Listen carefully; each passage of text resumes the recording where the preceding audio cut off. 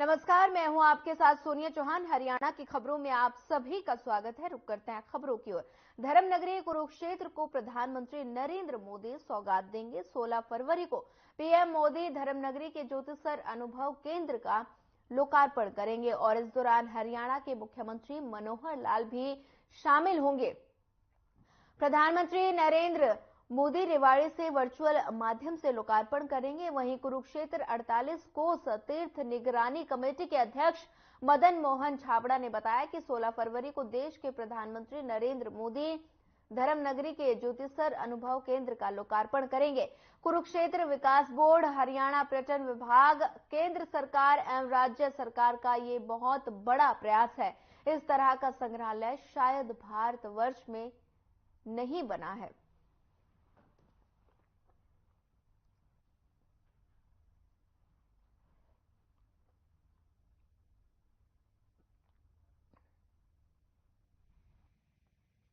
ये बहुत सौभाग्य की बात है क्योंकि ये कुरुक्षेत्र के लिए बहुत बड़ा प्रोजेक्ट था। 250 करोड़ रुपए से, जिसमें 5 बिल्डिंग्स महाभारत थीम पर तैयार हो रही है, जिसमें पहली 2 बिल्डिंग्स और कोर्टयार्ड, इनका जो लोकार्पण है वो माननीय प्रधानमंत्री जी के द्वारा 16 तारीख को 1 बजे वर्चुअल माध्यम से रेवाड़ी से ही होने वाला है। तो इससे कुरुक्षेत्र के पर्यटक को बहुत बड़ा बढ़ावा मिलेगा और आने वाले समय में जब ये पूरा कंप्लीट हो जाएगा तो बहुत बड़ा फुटफॉल देखने को मिलेगा। जैसा कि आपने खुद ही बताया अभी कि 16 तारीख को माननीय प्रधानमंत्री जी हमारे प्रदेश के मुख्यमंत्री श्री मनोहर लाल जी के साथ मिलके ज्योतिसर अनुभव केंद्र, जो ज्योतिसर के अंदर 5 इंटरप्रिटेशन हॉल्स बन रहे हैं, उसमें से 2 हॉल का उद्घाटन जो है, लोकार्पण जो है, रेवाड़ी से वर्चुअल माध्यम से करेंगे। और ये कुरुक्षेत्र विकास बोर्ड, हरियाणा टूरिज्म और हरियाणा गवर्नमेंट, सेंट्रल गवर्नमेंट का एक मिला जुला बहुत बड़ा प्रयास है। और इस तरह का जो म्यूजियम है वो अपने आसपास हिंदुस्तान में भी शायद ऐसा म्यूजियम अभी तक नहीं बना है, जिसके अंदर डिफरेंट टेक्नोलॉजीज का बहुत बड़ा उपयोग किया गया है महाभारत और गीता को समझाने के लिए। और ये कुरुक्षेत्र का जो टूरिज्म है उसकी डेवलपमेंट के लिए ये एक बहुत बड़ा मील का पत्थर साबित होगा। और आने वाले समय के अंदर ये स्थान जो है, गीता की जन्मस्थली जो है कुरुक्षेत्र, उसको अंतर्राष्ट्रीय स्वरूप दिलाने में बहुत बड़ा अपना योगदान देगा।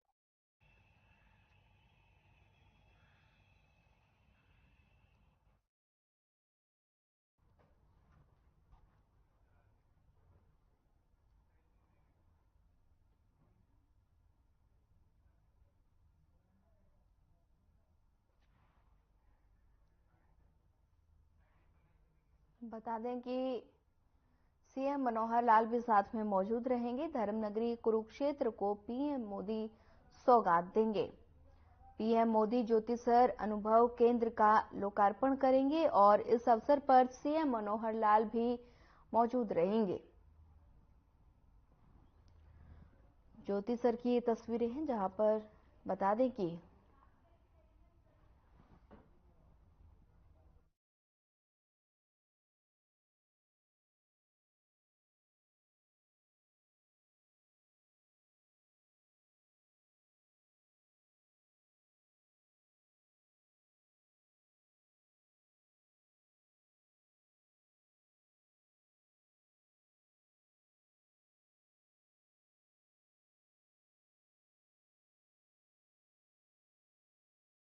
ज्योतिसर अनुभव केंद्र का लोकार्पण करेंगे।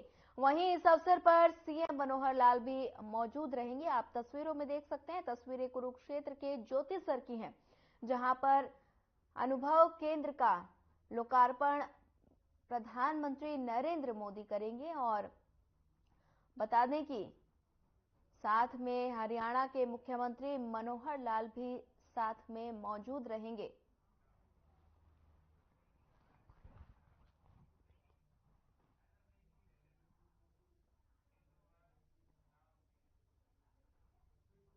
चलिए इस वक्त आपको एक और बड़ी खबर से रूबरू करवा देते हैं। बड़ी खबर घरुंडा से, जहां जीटी रोड पर स्थित विश्राम गृह में कांग्रेस वर्कर की मीटिंग हुई और सभी कांग्रेस कार्यकर्ताओं ने एकजुटता का परिचय दिया। बड़ी खबर, अहम जानकारी, घर घर कांग्रेस, हर घर कांग्रेस संकल्प पत्र का विमोचन। और साथ ही बैठक में कांग्रेस नेताओं ने हर घर कांग्रेस घर घर कांग्रेस अभियान में तेजी लाने का निर्णय किया। बड़ी खबर, अहम जानकारी। घरौंडा में कांग्रेस नेताओं और कार्यकर्ताओं की बैठक में कांग्रेस के प्रभारी प्रदीप मान ने अभियान को कामयाब बनाने के निर्देश दिए। प्रदीप मान ने कहा कि हरियाणा में बीजेपी सरकार की नीतियों से दुखी जनता भाजपा को सत्ता से हटाकर कांग्रेस को सत्ता देने को तैयार बैठी है। सभी कांग्रेसी जनता भावनाओं की कदर करते हुए एकजुट होकर घर घर पहुंचकर कांग्रेस को मजबूती देने का काम करेंगे। बड़ी खबर, अहम जानकारी। विश्राम गृह में कांग्रेस वर्कर की मीटिंग, हर घर कांग्रेस संकल्प पत्र का विमोचन। घरौंडा का से इस वक्त की बड़ी खबर आपको बता रहे हैं, जहां पर कांग्रेस कार्यकर्ताओं ने एकजुटता का परिचय दिया है। बड़ी खबर, अहम जानकारी आपको दे रहे हैं। घरौंडा में विश्राम गृह में कांग्रेस वर्कर की मीटिंग हुई है और आप देख सकते हैं तस्वीरों में कि काफी संख्या में यहां कार्यकर्ता मौजूद नजर आ रहे हैं। घरौंडा की तस्वीरें हैं जहां पर विश्राम गृह में कांग्रेस वर्कर की मीटिंग हुई। विश्राम गृह में बता दें कि इस मीटिंग का आयोजन किया गया और बता दें कि हर घर कांग्रेस संकल्प पत्र का भी विमोचन किया गया। देख सकते हैं तस्वीरें, घरौंडा की तस्वीरें हैं जहां पर कांग्रेस कार्यकर्ताओं ने एकजुटता का परिचय दिया। घरौंडा में रखी गई थी। इसका जो नहीं लाभ का हमारा मकसद था कि हमारे हरियाणा प्रदेश की तरफ से एक हमारा प्रोग्राम है, हर घर कांग्रेस हर घर कांग्रेस। उसका जो है संकल्प पत्र है, उसकी लॉन्चिंग की गई है। हमारी यहाँ के पूरी जितनी लीडरशिप है, पूरी स्टेट की, पूरी जिले की, घरौंडा की, वो सब लोग इस संकल्प पत्र को लोगों के बीच घर घर लेके जाएंगे। और इस बार लोकसभा चुनाव हम करनाल की सीट कांग्रेस की जोड़ी में डाल कर देंगे। आज हमारे बीच में हमारे लोकसभा प्रभारी उमाशंकर पांडे जी और विधानसभा प्रभारी भाई प्रदीप मान जी ने हमें दिशा निर्देश दिए हैं। जो हमारा कांग्रेस पार्टी का संकल्प पत्र है उसको हम हर घर तक लेकर जाएंगे। घर घर कांग्रेस हर घर कांग्रेस। हमारी सभी साथी हैं यहाँ पे हैं, चाहे वो तालुका स्तर के नेता हैं, चाहे वो जिला स्तर के नेता हैं। हमारी कांग्रेस पार्टी की घरौंडा विधानसभा को लेकर जिसमें घर घर कांग्रेस को लेकर हमारे प्रभारी जी ने दिशा निर्देश दिए। सभी कांग्रेस पार्टी के कार्यकर्ता मिलजुल कर पूरे प्रदेश के अंदर और करनाल लोकसभा की सीट कांग्रेस को जितानी है। और घरौंडा जो 30 साल से सूखा पड़ा था, घरौंडा विधानसभा की सीट भी हम लोग अब की बार कांग्रेस पार्टी 70+ के साथ हरियाणा में सरकार बनाएगी। कि आपने हमारे आदरणीय प्रभारी पांडे जी और हमारे विधानसभा प्रभारी प्रदीप मान जी के द्वारा जैसे आज कांग्रेस का गारंटी कार्ड लॉन्चिंग के समय आपने समय निकाला है और आपके सभी दर्शकों को हम प्रार्थना करते हैं कि ये कांग्रेस का गारंटी कार्ड है, ये किसी झूठ का चुनावी जुमला नहीं है। और इसका साक्षात उदाहरण हमारी कांग्रेस पार्टी का रिपोर्ट कार्ड आपने कर्नाटक में देखा है, हिमाचल में देखा है, तेलंगाना में देखा है। विधानसभा की पहली ही मीटिंग में हमने अपनी सभी के सभी वायदे जनता के बीच जाकर के जो हमने वायदे किए थे वो चुनावी जुमले ना बनाकर उन गारंटियों को धरातल पे लागू किया है। इसी तरह कांग्रेस पार्टी की प्रदेश की ये 15 गारंटी है और उसके लिए कार्यक्रम तय हुए हैं। पूरे हरियाणा में हर घर कांग्रेस के माध्यम से कांग्रेस पार्टी के नेता और कार्यकर्ता हरियाणा के हर घर में जा रहे हैं और उनको कांग्रेस पार्टी के जो 15 संकल्प है, जिसमें 6,000 रुपए पेंशन है, 2 लाख सरकारी खाली पदों को भरने की बात है, जन विरोधी पोर्टलों को समाप्त करने की बात है। ऐसे जो हमारे 15 संकल्प है उसको हर जन तक पहुंचाना है। और पीछे 10 सालों तक जो खट्टर की खटारा सरकार चलती रही है, जिससे हरियाणा की जनता त्रस्त हुई है, उनकी जो समस्याएं हैं उनको नोट करके वो लीडरशिप तक पहुंचाने की बात है, जिसको जो हरियाणा के विधानसभा के चुनाव के लिए और देश के लोकसभा चुनाव के लिए जो मैनिफेस्टो बनेगा उसमें उनकी समस्याओं को शामिल करके सरकार बनने पर उससे उनको निजात दिलाने का काम इस अभियान के माध्यम से किया जा रहा है। और इसके लिए हर विधानसभा में 8, 10, 12 टीमें बनाई जा रही हैं जो अपने सभी नेताओं और कार्यकर्ताओं के माध्यम से उस विधानसभा के, जैसे ये घरौंडा विधानसभा है तो घरौंडा विधानसभा के हर घर तक, हर वोटर तक पहुंचकर उनको इस अभियान के बारे में बताना, जागरूक करना और सबको एकजुट करके भारतीय जनता पार्टी की तानाशाही सरकार को यहां से उखाड़ फेंकने का संकल्प लोगों तक ले जाएं। ये कांग्रेस पार्टी का जो साथ है वो हमेशा से किसानों के साथ रहा है। पीछे भी आपने देखा कि जब पिछली बार 1.5 साल तक किसान आंदोलन चलता रहा, कांग्रेस पार्टी का पूरा समर्थन किसानों के साथ।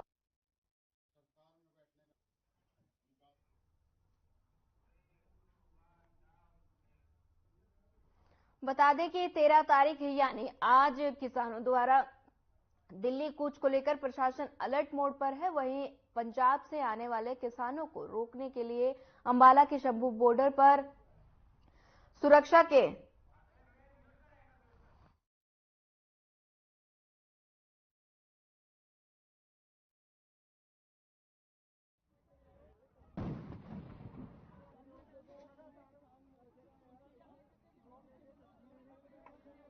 बता दें कि पत्थर और कटीले तारों से बैरिकेडिंग कर दी गई है। किसानों को कैसे रोकना है, इसके लिए पुलिस द्वारा शंभू बॉर्डर पर आंसू गैस के गोले छोड़े दागकर मॉक ड्रिल की गई है। भारी मात्रा में हरियाणा पुलिस के साथ बीएसएफ के पैरामिलिट्री फोर्स को भी तैनात कर दिया गया है। पुलिस किसी भी प्रकार से किसानों को पंजाब से हरियाणा में प्रवेश नहीं करने देना चाहती। वहीं हालांकि गृह मंत्री अनिल विज ने सहमति बनने की उम्मीद जताई है और बता दें कि बातचीत से हल निकल आएगा, ये कहा है। वहीं चंडीगढ़ बॉर्डर को भी सील कर दिया गया है।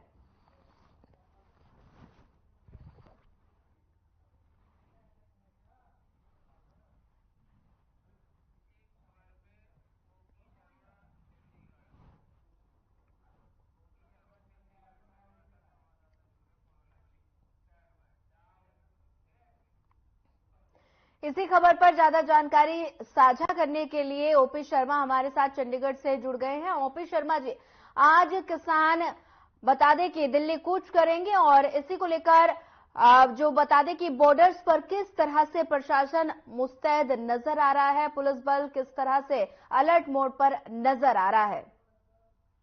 देखिए सोनिया, रात करीबन 1 बजे के आसपास जो किसानों और सरकार के बीच में जो है बातचीत विफल हो गई थी और इसके बाद जो किसानों ने आज 10 बजे के बाद जो है दिल्ली कूच का ऐलान किया है और करीबन हम ये माने तो अब से थोड़ी देर बाद पंजाब के जो फतेहगढ़ साहिब है वहां पर जो किसानों की जो जगजीत सिंह डल्लेवाल और सरवण सिंह पंढेर हैं उनकी तरफ से जो एक पत्रकार वार्ता की जाएगी। तो अभी एक थोड़ी सी आशा की उम्मीद जो है वो बाकी है। कल शाम को करीबन 6:30 बजे के आसपास ये बैठक हुई है और 5 से 6 घंटे बैठक चली। 2 से 3 चरण की बैठक हुई लेकिन कोई समाधान जो है वो नहीं निकला जी। और मेन जो अड़ंगा जिस बात मांग को लेकर रहा था वो था किसानों के लिए न्यूनतम समर्थन गारंटी कानून बनाना। तो उसको लेकर जो केंद्रीय मंत्री पीयूष गोयल थे और जो केंद्रीय कृषि मंत्री अर्जुन मुंडा थे इनके साथ बातचीत हुई लेकिन बाकी जितने भी मांगे थी उन पर जो है सरकार की तरफ से सहमति बन गई थी। लेकिन कर्ज माफी और ये जो एमएसपी गारंटी कानून है इसको लेकर कहीं ना कहीं पे चढ़ गए और रात को करीब 12 बजे के आसपास जो है वार्ता जो खत्म हो गई। दोनों किसान नेता बाहर निकले। कुल मिला के 13 किसान इसमें शिरकत कर रहे थे, उसमें बाहर निकले और उसके बाद उन्होंने कहा कि हम मजबूरन जो है वो आंदोलन करने जा रहे हैं, केंद्र सरकार ने हमारी बातें नहीं मानी। अब इस एक तरफ तो बातचीत जो है विफल हो गई, वहीं दूसरी तरफ हरियाणा सरकार पिछले 1 हफ्ते से किसानों को हरियाणा के विभिन्न पंजाब से लगते बॉर्डर्स के ऊपर रोकने की कोशिश कर रही है। सिरसा में जो है 2 ओपन जेल्स भी जो है बनाई गई हैं ताकि अगर किसानों को हिरासत में लिया जाता है तो उनको वहां पर रखा जाएगा। इसके अलावा सिरसा, फतेहाबाद, कैथल, कुरुक्षेत्र और अंबाला इन सभी जिलों में जो है वो विशेष तौर पर निगरानी रखी जा रही है। पंजाब से आने वाले जितने भी रास्ते हैं उन सभी के ऊपर बैरिकेडिंग कर दी गई है।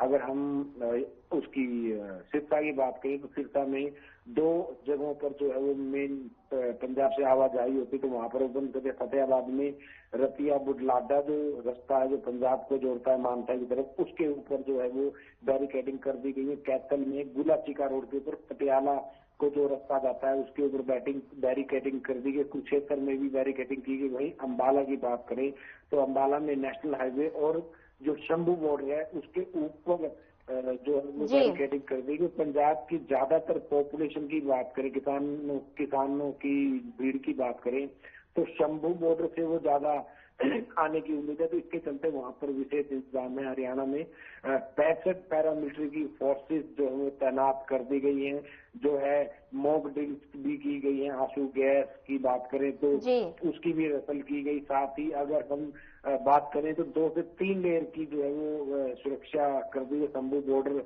को बैन कर दिया गया है और कई इलाकों में घग्गर नदी जो हरियाणा और पंजाब के बीच में बॉर्डर का काम करती है उसके भी कई पुलों के ऊपर सील कर दिया। तो अब देखने वाली बात है कि करीबन 11 बजे तक किसान आंदोलन की एक शुरुआत होगी, क्योंकि जितने भी जथेबंदियां वो रात को ही चल पड़ी हैं और हरियाणा पंजाब के बॉर्डर के ऊपर पंजाब में वो एकत्रित होंगी और उसके बाद वो जब दिल्ली कूच करेंगी तब देखते हैं कि क्या होता है। जी ओपी शर्मा जी, कल सरकार के साथ किसान नेताओं की बैठक रही थी और बता दें कि बैठक बेनतीजा रही। वहीं बता दें कि एमएसपी को लेकर पेच क्यों फंसता नजर आ रहा है? देखिए सोनिया, अगर एमएसपी की बात करें तो हमारे देश का जो केंद्रीय बजट इस साल आया था वो करीबन 45 से 46 लाख करोड़ रुपए का बजट है और किसानों को वर्तमान में 5 से 6 लाख जो है वो 5 से 6 लाख करोड़ जो है वो ओवरऑल सरकार की तरफ से, केंद्र सरकार की तरफ से दिया जा रहा है। ऐसे में यदि सरकार सभी को जो फसल खरीद की गारंटी एमएसपी देती है तो कहीं ना कहीं सरकार को 3 से 4 लाख करोड़ का देना पड़ेगा, जो करीबन जी तो वो जब तक काफी हिस्सा आम बन जाता है और उससे इसी की वजह से ये कहीं ना कहीं फिजिबल सा थोड़ा मतलब फाइनेंशियल तौर पर नहीं लगा है। तो अब देखने वाली बात है कि क्या होगा। जी ओपी शर्मा जी, आज बता दें कि आंदोलन को देखते हुए रूट डाइवर्ट किए गए हैं। लोगों को कितनी ज्यादा परेशानी झेलनी पड़ेगी, किन किन तरह के लोगों को परेशानी से सामना करना पड़ेगा? देखिए सोनिया, रूट डाइवर्ट ही नहीं कहे गए बल्कि रास्तों को जो है वो तो बंद करने तक की नौबत आ गई है। अगर आप हरियाणा के विभिन्न हिस्सों से चंडीगढ़ पहुंचना चाह रहे हैं या पंजाब जाना तो आपके लिए जो है मुमकिन नहीं होगा। छोटे छोटे गांव के लिंक रास्तों के जरिए आप भले ही आगे बढ़ सकते हैं, लेकिन अगर आप चंडीगढ़ आना चाहते हैं तो अब तक तो कुल मिला के कहा जा सकता है कि रास्ते खुले हैं और जो दिल्ली से आना जाता है सोनीपत, पानीपत, कुंडली होते हुए चंडीगढ़, कुरुक्षेत्र, करनाल के पास से साहा, नारायणगढ़, मुलाना होते हुए वो चंडीगढ़ पहुंच सकता है। इसी तरीके से अगर कोई हरियाणा जाता तो उसको अंबाला से मुलाना होते हुए साहा और नारायणगढ़ होते हुए पंचकुला होते हुए चंडीगढ़ में वो भी आ सकता है। लेकिन अगर शंभू बैरियर के ऊपर अगर वो टूट जाता है और किसान मोर्चे, जो विभिन्न किसान मोर्चे एकत्रित हुए, अगर वो हरियाणा में घुस जाते हैं तो आप मान सकते हैं कि एक बार यातायात पूरी तरीके से ठप तक हो सकता है। आप शायद अपने जिले से बाहर निकलना आपके लिए जो है एक बार मुश्किल हो सकता है, क्योंकि अब तक तो जो है वो दिल्ली चंडीगढ़ के बीच में कनेक्टिविटी है, लेकिन अगर मेन नेशनल हाईवे अगर बंद हो जाता है तो शायद और भी दिक्कतें आ सकती है। तो ऐसे में लोगों से यही उम्मीद है कि जहां तक हो सके ना निकले, अगर निकलना हो तो पूरी गाइडेंस के साथ ही बाहर निकले। जी ओपी शर्मा जी, बता दें कि लगातार किसान दिल्ली कूच पर अड़े हैं और बता दें कि संयुक्त किसान मोर्चा ने प्रदर्शन से खुद को अलग क्यों किया है? देखिए, काफी जथेबंदियां हैं जो पिछले किसान आंदोलन में जो है वो शामिल हुई थी, लेकिन इस बार के आंदोलन में वो शामिल नहीं हुई। और अगर हम बात करें तो हरियाणा से मुख्य जो किसान जथेबंदी है गुरनाम सिंह चड्ढा, उसका भी जो है वो ऐलान नहीं है। जो संयुक्त किसान मोर्चा से जो बाकी लोग अलग हुए थे और पंजाब के कुछ बड़े नेता हैं जिस तरह बलवंत सिंह वगैरह है, ये राजोवाणा वगैरह है, ये कहीं ना कहीं उसके अंदर शामिल अभी तक नहीं है। लेकिन कहीं ना कहीं शायद ये लोग चुनाव की तैयारियां कर रहे हैं या इन लोगों को लगता है कि इन लोगों के साथ आंदोलन नहीं करना, आपसी मतभेद के चलते ही एक कयास लगाया जा सकता है कि ये लोग एक साथ नहीं है। लेकिन दबी जुबान में इन जथेबंदियों का से ये भी बात सामने आ रही है कि अगर हरियाणा सरकार या हरियाणा पुलिस ने हरियाणा में जाने वाले किसानों के साथ धक्का किया या जाति करने की कोशिश की तो वो भी आंदोलन का हिस्सा बन सकते हैं। जी ओपी शर्मा जी, ज्यादा जानकारी साझा करने के लिए आपका धन्यवाद। बढ़ते हैं अगली खबर की ओर। राजस्थानी, दिल्ली और हरियाणा के टीकरी बॉर्डर से पहले बहादुरगढ़ बाईपास पर भी नुकीली कीलें लगा दी गई हैं और बता दें कि किसानों के ट्रैक्टर ट्राली को रोकने के लिए पुलिस ने नुकीला इंतजाम करना शुरू कर दिया है।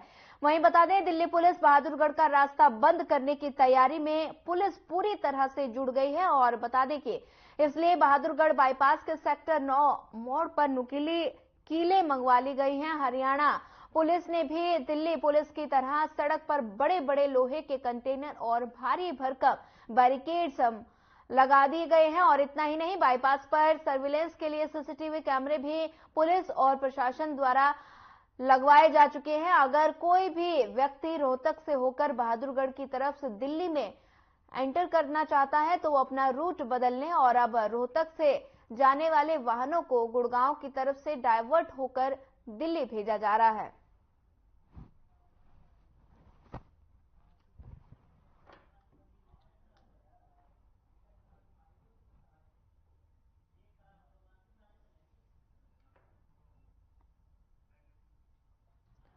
बता दें कि बाईपास पर नुकीली कीलें लगाई गई हैं और बहादुरगढ़ की ये तस्वीरें हैं जहां पर बता दें कि सड़क पर भारी भरकम बैरिकेड्स लगाए गए हैं।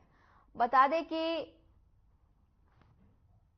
आज किसान दिल्ली कूच करेंगे और इसी को लेकर पुलिस प्रशासन पूरी तरह से अलर्ट मोड पर नजर आ रहा है और बता दें कि जगह जगह पुलिस की तैनाती रहेगी, बैरिकेड्स लगाए गए हैं और नुकीली कीलें लगाई गई हैं ताकि किसान आगे ना बढ़ सकें। और बता दें कि लगातार किसान आंदोलन को देखते हुए यातायात भी प्रभावित रहेगा और साथ ही बता दें कि रूट डाइवर्ट भी किए गए हैं।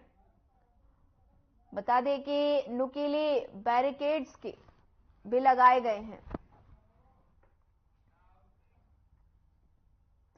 13 फरवरी यानी आज दिल्ली कूच को लेकर डीएसपी गुला कुलदीप सिंह से विभिन्न किसान संगठन ने बातचीत की और इस दौरान डीएसपी कुलदीप सिंह ने कहा कि पंजाब क्षेत्र के किसी भी किसान संगठन को हरियाणा क्षेत्र में आने नहीं दिया जाएगा। वहीं हरियाणा पंजाब सीमा क्षेत्र से सटे 39 गांवों पर चौकसी बढ़ा दी गई है, जिसमें 12 इंटरस्टेट नाके लगाए गए हैं और साथ ही सुरक्षा के मद्देनजर 5 कंपनियां भी तैनात की गई हैं।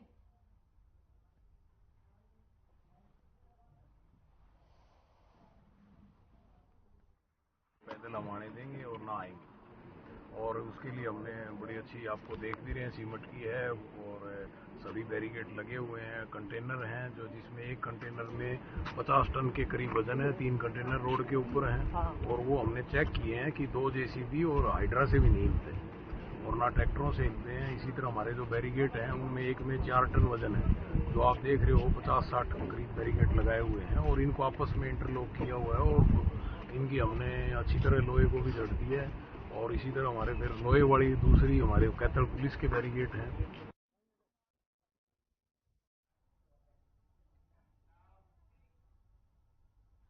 फिलहाल इस बुलेटिन में इतना ही। ज्यादा खबरों के लिए बने रहिए हमारे साथ।